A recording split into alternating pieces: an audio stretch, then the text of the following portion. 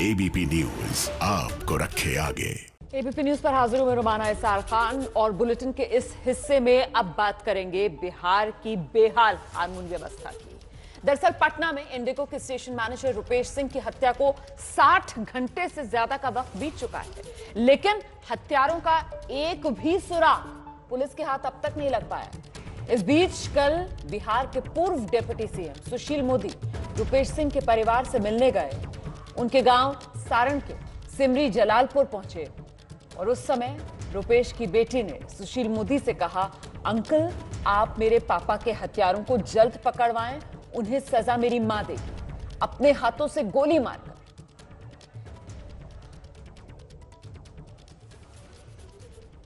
हम देखिए सर एक ही बात बोले जाएगा तो पहला गोली जैसा नहीं मेरी मम्मा मारेगी प्लीज। मेरे पापा का इंसाफ लौटा दीजिए। मैं रोती पर मैं रो नहीं पा रही क्योंकि मैं रोऊंगी तो मेरी मम्मा को अंदर से दर्द करेगा। तो ये छोटी सी बच्ची और इस छोटी सी बच्ची की मासूम सी मांग आपने सुनी। पूर्व डिप्टी सीएम सुशील मोदी के सामने ये बच्ची की मासूमियत जो है वो बिहार की कानून व्यवस्था पर बड़ा सवालिया निशान लगा रही है, क्योंकि 60 घंटे से ज्यादा हो गए हैं, लेकिन आरोपी कौन थे, हत्या क्यों की गई, इसकी दूर दूर तक पुलिस के हाथ में कोई सुराग नहीं लग रहा है। एक बार फिर से जरा सुनिए मासूमियत भरी बच्ची की मांग। हम देखिए सर एक ही बात बोले जाएगा तो पहला गोली जैसा नहीं मेरी मम्मा मारेगी प्लीज। मेरे पापा का इंसाफ लौटा दीजिए। मैं रोती पर मैं रो नहीं पा रही क्योंकि मैं रोऊंगी तो मेरी मम्मा को अंदर से दर्द करेगा। तो आप सुन रहे थे मासूम बच्ची को, वो कह रही है कि वो रो भी नहीं पा रही है क्योंकि उसे पता है कि अगर वो रोएगी मां के सामने तो मां को अंदर तक दुख होगा।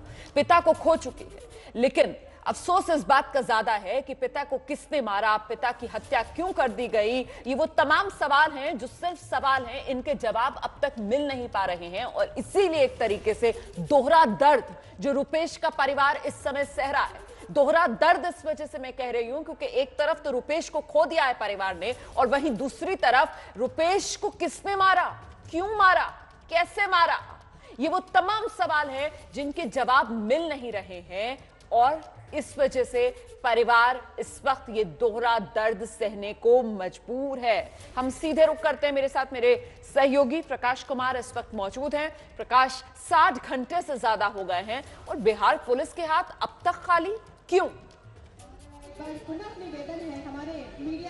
देखिए रोमाना, जो आप कह रहे हैं ना, कौन मारा, किसने मारा, इन दोनों सवालों के जवाब तो अभी पुलिस ने खंगाले नहीं है। लेकिन दूसरी तरफ ये भी सवाल है कि किसने मरवाया, ये किसकी साजिश थी, क्योंकि रुपेश का कनेक्शन आप ये कह लें कि बिहार के कौन ऐसे नेता होंगे, कौन ऐसे ब्यूरोक्रेट होंगे जिनके साथ नहीं थे, ये कहना मुश्किल है। तो जाहिर है कि हम अभी इस वक्त खड़े हैं आर ब्लॉक दीघा पथ जो आज से शुरू होने वाला है, वहां पर मुख्यमंत्री नीतीश कुमार कुछ ही देर में यहां आने वाले हैं और हम भी इंतजार कर रहे हैं इन सारे सवालों का जवाब लेने के लिए। उनसे पूछेंगे कि आखिर कैसे हत्या हुई, क्यों हत्या हुई और क्यों पुलिस अब तक खाली हाथ है, इसे ब्लाइंड केस मान करके चल रही है कि यहाँ पर अब तक पता नहीं चल पाया है। तो नीतीश कुमार ने खुद कहा था कि किसी भी कीमत पर क्राइम बर्दाश्त नहीं करेंगे, अपराध को बर्दाश्त नहीं करेंगे। तो ऐसे में सवाल ये उठ रहा है कि नीतीश कुमार के पास क्या जानकारी आई है अब तक, ये इंतजार रहेगा हम लोगों को। ये जो बात आप कह रहे हैं ना कि नीतीश कुमार के पुलिस पास क्या जानकारी आई अब तक, इसका इंतजार रहेगा। देखिए कल की हेडलाइंस क्या थी, ये मैं कल की हेडलाइंस आपको बता रही हूं कि मुख्यमंत्री नीतीश कुमार ने डीजीपी से स्टेटस रिपोर्ट तलब की है रुपेश हत्याकांड मामले में। स्टेटस रिपोर्ट दी गई, स्टेटस रिपोर्ट में क्या कहा गया, कुछ बताया गया है सीएम को, या फिर पुलिस जो है वो बिल्कुल निकम्मी इस वक्त नजर आ रही है पटना की? एक बात तो साफ है, ये मैं शुरू से कह रहा हूं कि बिहार के डीजीपी मुख्यमंत्री नीतीश कुमार की भी बात नहीं सुनते हैं। ये मैं बड़ी जिम्मेदारी के साथ कह रहा हूं, क्योंकि उनकी जो बातचीत है डीजीपी की, किस तरीके से वो कार्यशैली है, इसको लेकर शुरू से सवाल उठते रहे, उनके बैकग्राउंड पर भी सवाल उठते रहे।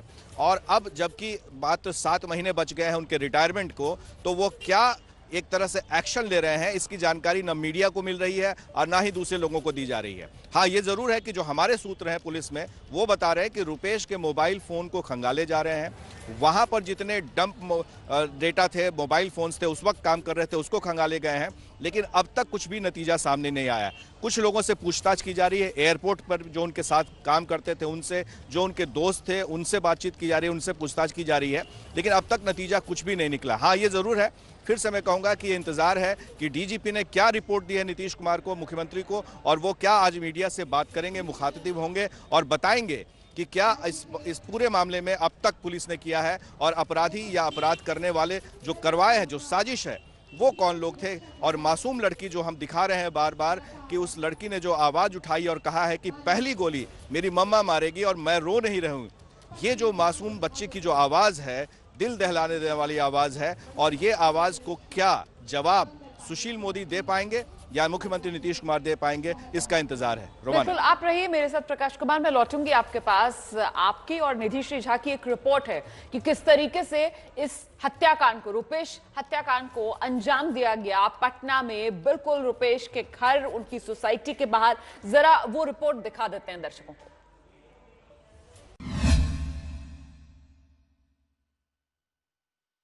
ये पटना का जयप्रकाश नारायण इंटरनेशनल एयरपोर्ट है।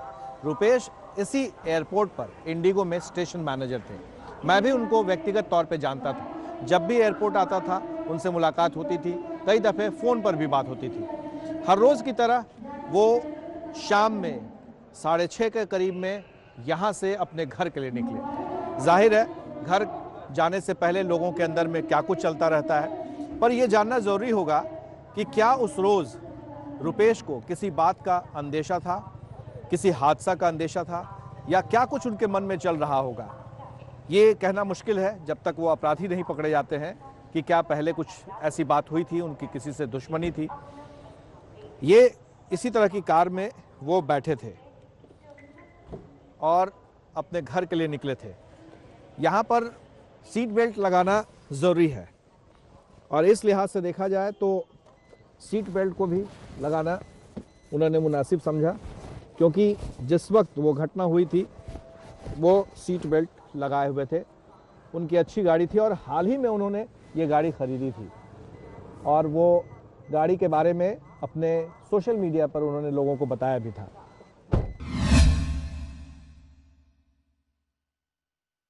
रुपेश काफ़ी शांत प्रकृति के इंसान थे। मैं जहाँ तक उनको जानता था, उनकी मुलाकात या जान पहचान बिहार के जितने भी बड़े लोग हो सकते हैं, बड़ा नाम हो सकता है, बड़ी शख्सियत, हर किसी से उनका था, और हर किसी के ज़ुबान पर उनके बारे में अच्छी बातें ही थी।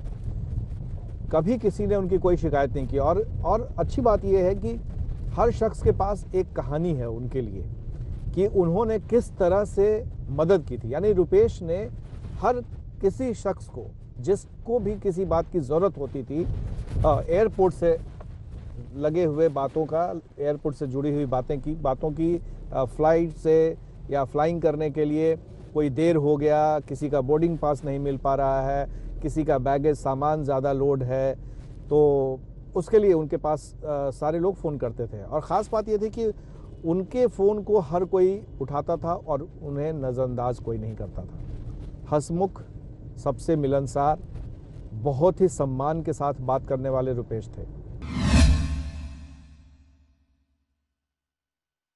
बिहार पुलिस के बड़े अधिकारी ने बातचीत में कहा कि इसमें पेशेवर हत्यारों का उपयोग किया गया है, और ये निसंदेह हत्या की नीयत से ही इस वारदात को अंजाम दिया गया है। ये देखिए, ये अब हम पहुंच गए हैं बिहार के सरदार पटेल पथ पर पुलिस मुख्यालय, और यहाँ पर डीजीपी से लेकर तमाम बड़े अधिकारी बैठते हैं, और यहीं से सारे ज़िलों को निर्देश दिया जाता है, पटना समेत, कि कैसे गश्ती दल को देखें, कैसे क्राइम को कंट्रोल करें। इसी जगह पर मुख्यमंत्री नीतीश कुमार 2 बार खुद पहुंचे हैं और डीजीपी समेत तमाम बड़े अधिकारियों की क्लास ली, अपराध पर लगाम लगाने के लिए निर्देश दिए। यहाँ तक कि उन्होंने रुपेश हत्याकांड में कह डाला कि अब ये कतई बर्दाश्त नहीं करेंगे। देखिए वही वक्त है 7 बजे, हम ठीक 7 बजे पहुंच रहे हैं। थोड़ा बहुत लोग दिख रहे हैं, गाड़ियां हैं, और यहाँ से यहाँ के बाद बिल्कुल सुनसान। ये जो मोड़ है, यहाँ के बाद कोई गली में नज़र नहीं आ रहा है, बिल्कुल सुनसान। जाहिर है कि जब वो रुपेश गाड़ी लेकर यहाँ पहुँचे होंगे तो वो लोग दिखाई दे दिए होंगे उनको सामने में, लेकिन वो शायद अंदाज़ा उनका नहीं होगा कि यहाँ पे मिलेगा। ये देखिए, जहाँ यहाँ पे गाड़ी हमने रोक दी, यहाँ हॉर्न बजाया, जैसा कि कहना था कि वो लड़की, छोटी बच्ची जो दरबान है, वो खोलने के लिए आया होगा।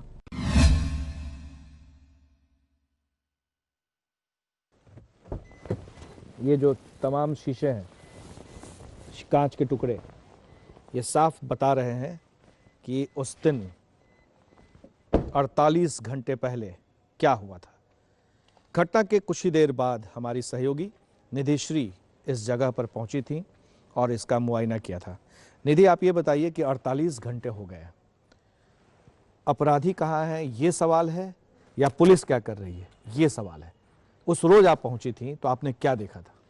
जी बिल्कुल, देखिए घटना के कुछ ही देर बाद हमें खबर आई तो मैं यहाँ पर पहुँची, और जब मैं यहाँ पहुँची तो पुलिस का बड़ा महकमा यहाँ पर मौजूद था।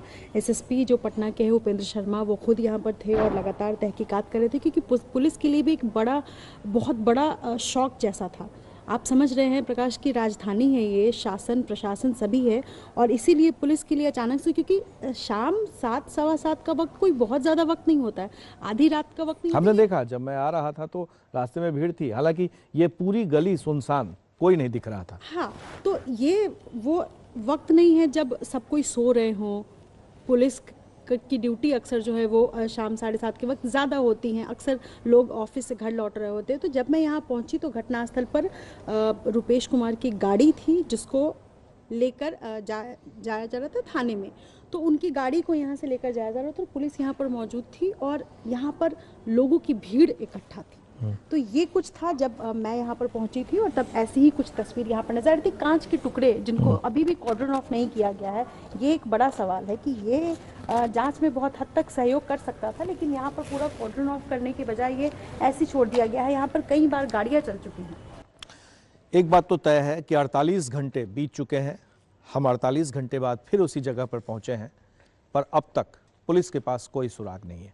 एक सीसीटीवी जिसको हमने दिन में देखा था, उसके बारे में बताया जाता है कि उसमें कुछ 2 मोटरसाइकिल दिख रहे हैं, उस वक्त के ही आसपास के हैं, ऐसा बताया जा रहा है जो सीसीटीवी जिनके पास है, जिनके घर में है, अपार्टमेंट में। पर अब तक पुलिस की तरफ से ये कहा जा रहा है कि ब्लाइंड केस है, अभी तक कुछ भी नहीं पता चल पाया। तो ये साफ है कि पुलिस को और मशक्कत करनी पड़ेगी। ये कहा जा सकता है कि ये जो अपराधी हैं वो बड़े शातिर हैं, पुलिस को चकमा दे करके अब भी फरार है। पुलिस के पास क्या कुछ सुराग लगा है, इस बारे में अभी सरकार भी कुछ भी बोलने से बच रही है। हमारे सहयोगी निधिश्री और शैलेश के साथ प्रकाश कुमार, एबीपी न्यूज़, पटना। तो ये रिपोर्ट आप देख रहे थे, प्रकाश कुमार हमारे साथ मौजूद हैं। देखिए, जैसा कि प्रकाश की इस रिपोर्ट में हमने सुना कि भाई पुलिस कह रही है ये ब्लाइंड केस है, लेकिन अब ये जो पूरा केस है तो जाहिर सी बात है कि एक बड़ी साजिश है, और ऐसे में परफेक्ट मर्डर जैसी चीज तो कोई होती नहीं है। तो कुल मिलाकर आखिरकार ये मामला किस ओर बढ़ेगा, इस पर प्रकाश से आगे बातचीत करेंगे। 60 घंटे से ज्यादा हो गया है, लेकिन आखिरकार रुपेश हत्याकांड की जो गुत्थी है वो अब तक सुलझना तो दूर है, उसका कोई सिरा तक पुलिस के हाथ नहीं लगा है। और इस वक्त देखिए, पीड़ित परिवार से रुपेश के भाई नामेश्वर सिंह जी हमारे साथ मौजूद हैं, सीधे उनके पास आपको लेकर चलते हैं। नामेश्वर जी, मैं समझ रही हूं परिवार के लिए इस समय कितनी दुख की घड़ी है। आप लोगों को सर किसी पर शक, आप लोगों के मन में किसी का नाम आ रहा है, किसी से कोई दुश्मनी रुपेश? नहीं, कोई दुश्मनी नहीं थी। वो तो समाज के बेटे थे, समाज के भाई थे, समाज के लड़के थे। एक एयरपोर्ट इंडिगो कंपनी के मैनेजर थे, जॉब करते थे, समाज की सेवा करते थे। उनका कोई, सारा दुनिया उनका दोस्त था, कोई दुश्मन नहीं था। गांव से लेकर पटना तक और बिहार तक और भारत तक, पूरे दुनिया में उनका कोई दुश्मन ही नहीं था, पूरा लोग दोस्त था। अब दोस्त में दुश्मन कौन बना, हम लोग को कुछ जानकारी नहीं। परिवार को क्या लग रहा है, आप लोगों को क्या लगता है, क्यों ऐसे, रुपेश के साथ ऐसा क्यों हुआ?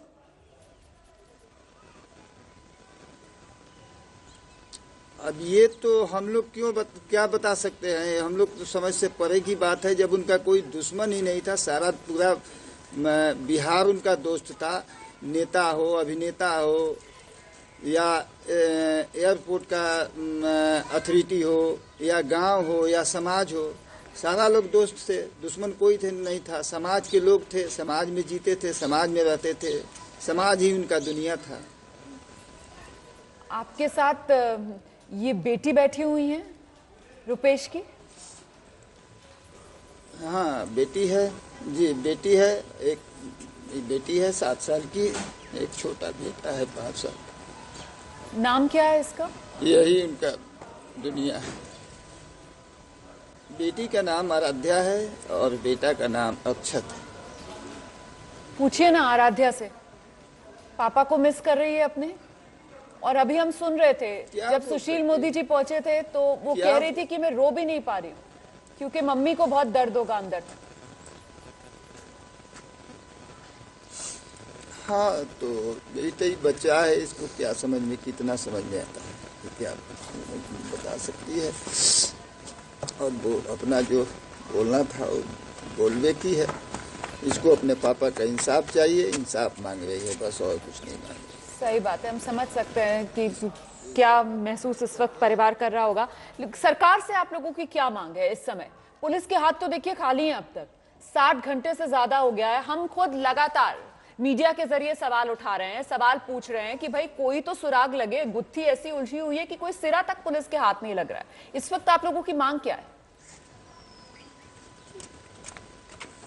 अब देखिए, इसमें तो पूरी सरकार रुपेश जी के साथ था और रुपेश जी को जानता था। हर लोग के साथ लाइव है, हर लोग के साथ उनका फोटो है। और नीतीश कुमार जी वहाँ बैठे हैं। हम लोग तो आप ही लोग के माध्यम से सुन रहे हैं कि नीतीश कुमार सीएम साहब इसका मॉनिटरिंग कर रहे हैं, हर 1-2 घंटा पर इसका ही ले रहे हैं। लेकिन अभी तक 48 घंटा उनके हत्या का बीत गया या 72 घंटा बीत गया, लेकिन अभी तक कोई हम लोग को सुराग का पता नहीं चला या अपराधी का कोई पता नहीं चला। अब वहाँ तक पूरी प्रशासन बैठी है और हम लोग तो यही ना मांग करेंगे सीएम साहब से, डीजीपी साहब से, चाहे जो आले अधिकारी है या चाहे जो देश के नेता है, राष्ट्र के नेता है, कि हाँ, रुपेश सिंह को न्याय मिलना चाहिए। एक नेक इंसान थे, एक समाज के बेटा थे, समाज के भाई थे, और समाज में ही उनकी हत्या हुई। और हत्या करके एकदम सेक्रेटेरिएट से 200 गज की दूरी पर कुसुम विलास अपार्टमेंट में गाड़ी से घुसते हुए ड्यूटी आ रहे थे, ड्यूटी से निकलकर, और हत्या हुआ। दिन दहाड़े 50 गोली उनके शरीर पर छलनी किया गया और अपराधी बेखौफ वहाँ से निकल गए। बगल में थाना है, पूरी वहाँ बिहार सरकार बैठी हुई है, फिर भी अपराधी वहाँ से बेखौफ। तो ये हम लोग तो यही कहेंगे ना कि सुशासन की सरकार है। हम लोग का सीएम साहब 15 साल के एजेंडा में सुशासन की सरकार बोलकर चलाए थे और उसी पर सरकार बनाए हैं। और जब भी आए हैं हम लोग से वोट मांगने या हम लोग के एती में आए हैं तो बोले हैं कि क्राइम एवं कंज्यूमर से हम कभी समझौता नहीं करेंगे। लेकिन ये तो बहुत वहाँ माने मर्माहत घटना है। और इसमें हम लोग यही ना कहेंगे सरकार से कि सरकार अपराधी को पकड़े और सख्त से सख्त करा दे, कि संदेश जाए पूरा भारत में, पूरा बिहार में, कि हाँ, एक नेक इंसान को, एक समाज का बेटा को, एक देश के बेटा को ऐसे निर्मम हत्या हुआ है जो कि इसका वर्णन हम लोग नहीं कर सकते हैं। और हमारे परिवार पर कौन सा पहाड़ और इस समाज पर कौन सा पहाड़ टूटा है, ये तो समाज जानता है, हम जानते हैं, हमारा परिवार जानता है। नहीं, इस दुख की घड़ी में देश आपके साथ है। ये छोटा बच्चा जो आकर बैठा है, ये रुपेश जी का बेटा है। इसका नाम क्या है और कितनी उम्र है इसकी? तो इतना छोटा बच्चा है, समझ भी नहीं पा रहा होगा इसने क्या खो दिया। इसका नाम कुछ नहीं। ये तो कल हम लोग विधि व्यवहार करने जा रहे थे तो पूछा क्यों रो रहा है लोग, ये क्या समझता है, इसको क्या पता है। यही एक बेटी है, एक बेटा है। रुपेश जी अपना दुनिया में यही छोड़ कर गए और कुछ नहीं छोड़ कर गए। नंदेश्वर जी, रुपेश किसी तरीके के दबाव में थे क्या? कोई तनाव था, कोई परेशानी थी, किसी उलझन में थे क्या पिछले कुछ दिनों? मतलब क्योंकि जिस तरीके से हत्या की गई, अभी तक जो पुलिस की तरफ से कहा जा रहा है, जो हमें हमारे रिपोर्टर्स बता रहे हैं, वो यही कि ये साजिश बड़ी है, कोई बड़ा षड्यंत्र, और मारने के लिए ही आए थे वो लोग रुपेश को। इतना जरूर जानकारी मिल पा रही है? नहीं तो देखिए, रुपेश जी तो जिस दिन हत्या हुई है, एक दिन पहले वो गोवा से अपना फैमिली के साथ हॉलीडे मना कर आए हैं। लेकिन तनाव में होते तो गोवा क्यों जाते, हॉलीडे क्यों मनाते, परिवार में क्यों नहीं शेयर करते, घर में क्यों नहीं शेयर करते, पत्नी के पास क्यों नहीं शेयर करते? तो कहीं शेयर कुछ नहीं किए हैं कि हमारे साथ किसी को दुश्मनी है, हम तनाव में हैं, प्रेशर में हैं। तो कहीं कोई ऐसा क्लू हम लोग को तो नहीं मिला है, या ना कोई जानकारी है, ना उनके पत्नी के पास कोई जानकारी है, ना हम लोग के पास कोई जानकारी है। यदि तनाव में होते तो गोवा नहीं जाते और गोवा में जाकर अपना हॉलीडे मनाकर पिछले शाम को आए हैं और एक दिन बाद में उनका हत्या हुआ है। तो हम लोग कैसे बोल सकते हैं कि रुपेश जी तनाव में थे या पहले से कोई प्रेशर में थे? ये सब बात तो हम लोग की जानकारी में नहीं है। अब बिहार सरकार की आला अधिकारी बोल रहे हैं तो ये तो अलग की बात है कि कहाँ से वो लोग अब क्या अपना क्लू लेते हैं। लेकिन हम लोग की नज़र में या हम लोग की जानकारी में ऐसी कोई बात ऐसी कोई नहीं है कि रुपेश जी तनाव में थे या उनसे कोई अपना पर्सनल दुश्मनी था जी। लेकिन कम उम्र में बड़ी कामयाबी तो हासिल की रुपेश ने, और जिस तरीके का उन्होंने एक कद हासिल कर लिया था समाज के अंदर, समाज की जितनी बड़ी हस्तियां हैं बिहार की खासतौर से, उनके साथ हम तस्वीरें भी देख रहे हैं और हर किसी के मुंह से तारीफ ही सुन रहे हैं हम रुपेश जी की। तो इससे सर लोगों में ईर्ष्या, जलन भी होने लगती है। आपको लगता है कि ये जो पूरा षड्यंत्र रहा होगा वो किसी बड़े लेवल का, बड़े स्तर की साजिश होगी? और ऐसे में क्या अपराधियों को सत्ता का संरक्षण भी हासिल हो सकता है क्या? ये आरोप लगाए गए हैं विपक्ष की तरफ से। जी हो सकता है। ये कैसे हटाया जा सकता है? मान लीजिए कि रुपेश जी के पॉपुलर लड़का थे, समाज के लड़का थे, तो और प्रशासन में भी उनका था, ऊपर से लेकर नीचे तक सब लोग जानते थे रुपेश जी को, एडमिनिस्ट्रेशन में जानते थे, सत्ता पक्ष में भी जानते थे, विपक्ष भी जानता था, समाज भी जानता था। लेकिन कहीं ना कहीं कोई ना कोई तो षड्यंत्र था, तभी तो रुपेश जी का हत्या हुआ। सीबीआई, आपको लगता है इस मामले की जांच सीबीआई को सौंप देनी चाहिए? काम है ना, यदि सरकार से नहीं हो रही है मामले की जांच, पुलिस विफल है, तो सीबीआई को तो देना हमारे समझ से एकदम जरूरी है। यदि 48 घंटा में कोई अपराधी का सुराग नहीं लगा, अपराधी का कोई ही नहीं हुआ, तो हम लोग का हमारा ओपिनियन तो यही बता रहा है कि सीबीआई को जांच दे देना चाहिए। सीबीआई दूध का दूध, पानी का पानी इंसाफ कर देगी। बहुत बहुत धन्यवाद नंदेश्वर सिंह जी, एबीपी न्यूज पर हमारे साथ जुड़ने के लिए, वो भी इस मुश्किल वक्त में अपनी बात रखने के लिए। बड़ी मांग परिवार की तरफ से की जा रही है, 48 घंटे से ज्यादा हो गया है, बिहार पुलिस के हाथ खाली हैं, और ऐसे में बेहतर यही है कि अगर बिहार पुलिस इस मामले को नहीं सुलझा पा रही तो रुपेश का परिवार कह रहा है कि सीबीआई को मामले की जांच सौंप देनी चाहिए, ताकि सीबीआई कम से कम मामले की गुत्थी को सुलझा तो सके, परिवार को सवालों के जवाब तो मिल सके कि आखिरकार रुपेश को क्यों मारा गया, किसने मारा।